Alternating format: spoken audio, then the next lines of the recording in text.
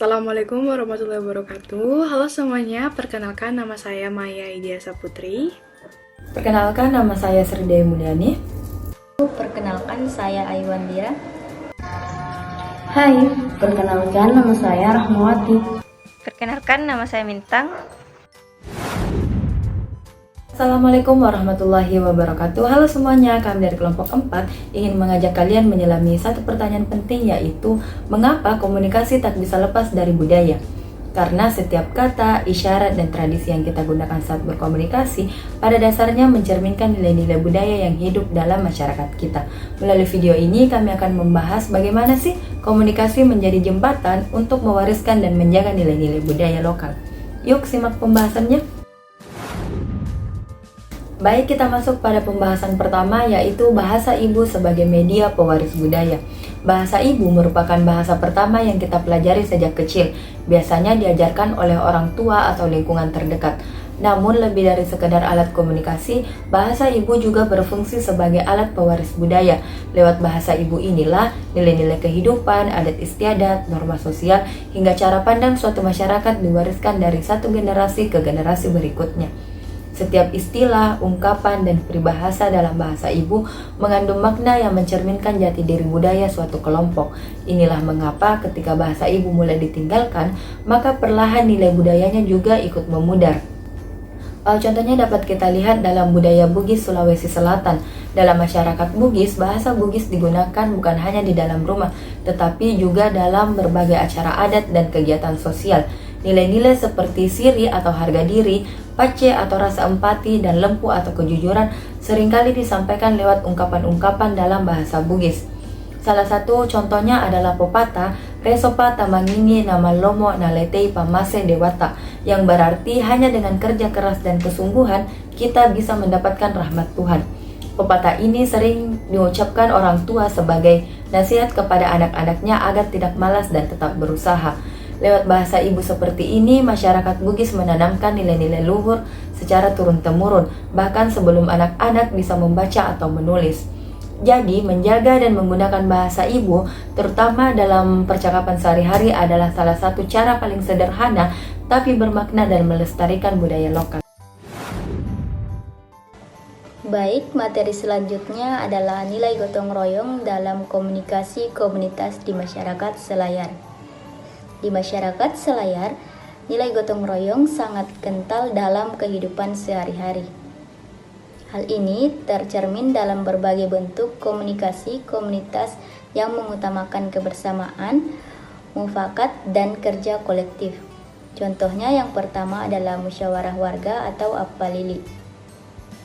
Masyarakat berkumpul untuk membahas kepentingan bersama seperti pembangunan fasilitas umum atau penanganan masalah kampung.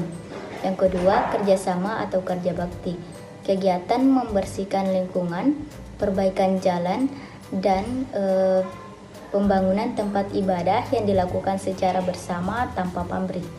Yang ketiga, rapat adat atau maklolu adat. Rapat ini dilakukan oleh tokoh adat dan masyarakat untuk menjaga nilai budaya, mencegah konflik, atau menetapkan aturan kampung. Nilai gotong royong di Selayar terwujud melalui komunikasi komunitas yang mengutamakan kebersamaan dan tanggung jawab dalam menjaga harmonis sosial. Adapun manfaat yang dapat diambil adalah meningkatkan kepercayaan, meningkatkan solidaritas, dan menyelesaikan masalah. Dan adapun nilai-nilai yang dapat diambil adalah kerjasama, tanggung jawab, dan kebersamaan. Di sini saya akan menjelaskan tentang simbol dan tradisi dalam penyampaian pesan. Nah, teman-teman, pernah gak sih kalian sadar kalau banyak hal yang kita lakukan sehari-hari sebenarnya mengandung pesan budaya?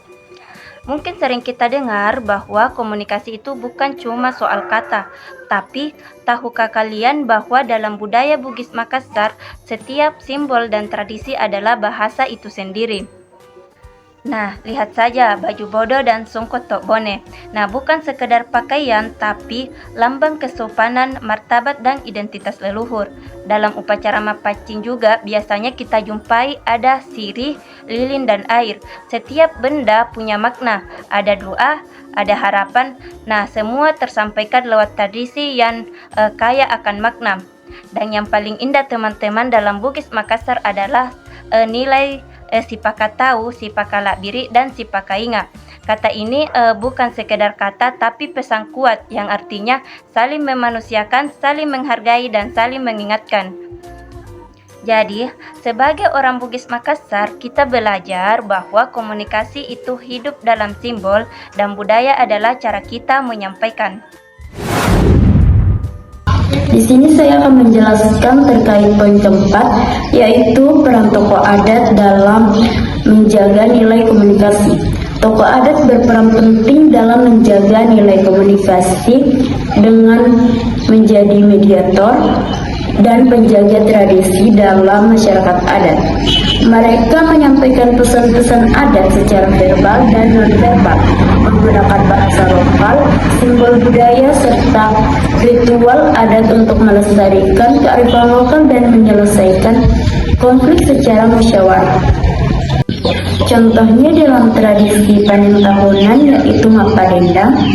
Mapadendang sendiri di sini adalah menumbuk padi secara ritmis, dilengkapi dengan tarian dan gotong royong sebagai wujud syukur dan pengikat kebersamaan masyarakat Bugis. Tokoh adat di sini berperan penting untuk memimpin upacara dan menyampaikan pesan dakwah yang mudah dipahami, terutama bagi generasi muda.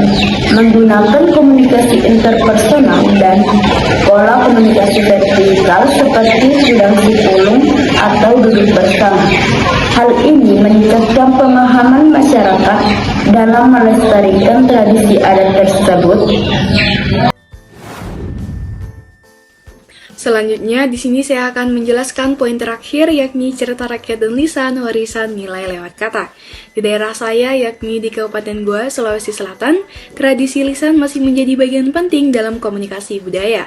Salah satunya adalah papasang, yaitu nasihat atau petuah yang diwariskan secara turun-temurun oleh orang tua kepada anak cucunya. Pepasang biasanya berisi pesan moral yang mengajarkan nilai-nilai seperti kejujuran, tanggung jawab, dan kebersamaan. Contohnya, ada pepasang Bugis yang berbunyi, Mali si parepe, reba si patokong, yang artinya jika hanyut saling menarik, jika jatuh saling menopang. Fatwa ini menekankan pentingnya solidaritas dan saling membantu dalam kehidupan bermasyarakat. Selain itu, cerita rakyat juga menjadi media komunikasi lisan yang menyampaikan nilai dan identitas budaya. Salah satu contoh paling terkenal adalah La Galigo, sebuah epos Bugis yang dianggap sebagai salah satu karya sastra terpanjang dunia. Melalui kisah La Galigo, masyarakat diajarkan tentang spiritualitas, adat, hubungan manusia dengan alam, dan nilai-nilai kehidupan lainnya. Tradisi lisan seperti ini membuktikan bahwa komunikasi tidak hanya terjadi lewat media modern, tapi juga melalui kata-kata yang hidup dalam budaya. Lewat cerita dan petua, nilai-nilai luhur terus diwariskan dari generasi ke generasi selanjutnya. Sebagai generasi muda, sudah seharusnya kita ikut menjaga agar tradisi tidak hilang, dan agar identitas dan budaya lokal tetap hidup di tengah perkembangan zaman. Sebagai penutup dari 5 topik yang telah kami bahas, kami menyadari bahwa komunikasi dalam masyarakat Indonesia tidak bisa dipisahkan dari nilai-nilai budaya lokal. Baik di desa maupun di kota, tokoh masyarakat memiliki peran besar dalam menyampaikan informasi dan menjaga keharmonisan sosial. Yang paling kami sadari adalah bahwa nilai budaya lokal seperti gotong royong, saling menghormati, dan juga musyawarah menjadi bagian penting dalam sistem komunikasi kita. Dan lewat cerita rakyat serta tradisi lisan, nilai-nilai itu diwariskan dari generasi ke generasi selanjutnya. Akhirnya, kami percaya bahwa melestarikan sistem komunikasi berbasis budaya lokal bukan berarti menolak kemajuan, tapi justru membawa akar kita dalam menghadapi masa depan. Karena di balik setiap pesan selalu ada nilai yang perlu dijaga. Demikian penyampaian dari kelompok kami. Assalamualaikum warahmatullahi wabarakatuh.